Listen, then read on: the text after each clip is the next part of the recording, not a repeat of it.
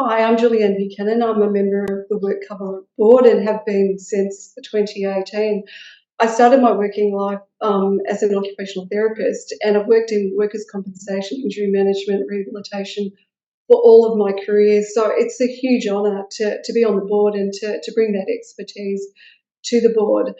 To the question about SMEs who lack perhaps the expertise and the in-house HR, people and culture, I guess there are three key messages I would bring to SME leaders and business owners. And the first one is you've got to look after your own health and wellbeing and mental health wellbeing in order to be able to look after your team.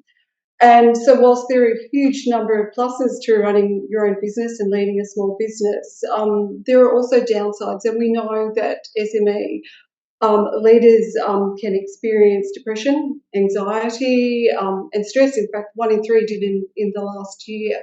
So it's really important that you detect that early, connect, and reach out. And one of the ways you can do that is quickly looking at Business Tasmania, for example's website, which has an absolutely fabulous page of resources. The second point I would make is you're inextricably linked to your community and you have a really strong bond. And a lot of mental health issues are really obvious within our communities, and you're a part of that community. Your workers come to work, they don't leave their life outside of work at home necessarily, they bring it to you. So it's absolutely critical, I think, when you're working with your team that you really understand both that as individuals and as whole people.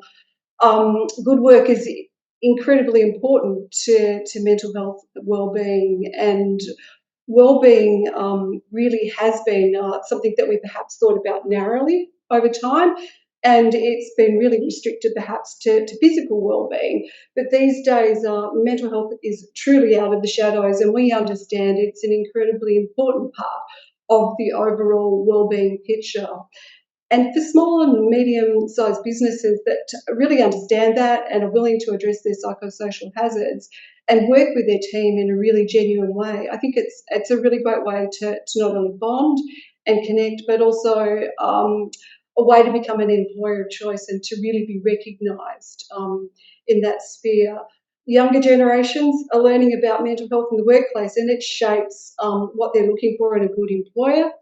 And for older and skilled workers, workplace culture can really determine whether they stay on, move on, or even early retire. So it's definitely a pathway that can have positives for retention and attraction of talent within your business.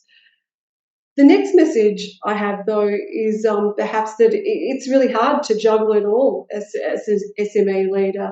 Um, Yes, there is a myriad of legislation out there and a whole bunch of things that you need to take care of. So where to start? And it's absolutely critical that you understand your work health and safety obligations, but you don't need to know it all. You can reach out, and this is probably where I've got an opportunity to put in a plug for some of the amazing services that the board funds, starting with the WorkSafe Helpline and Advisory Service. There's also the TCCI Advisory Service, and that includes Head for Work, which is a great online education platform. We have Worker Assist that specialises in workers' compensation injury management matters and increasingly providing advice around complex mental health matters. And we also have the People at Work survey, which is designed for perhaps the medium-sized enterprises, those businesses of 20 or more workers. And that really helps you to dig into psychosocial risks and look at some of the controls. So the bottom line is you don't need to know it all, but you do certainly need to know how to reach out and ask for help in this area. And certainly WorkSafe has a number of amazing programs that can do that for you.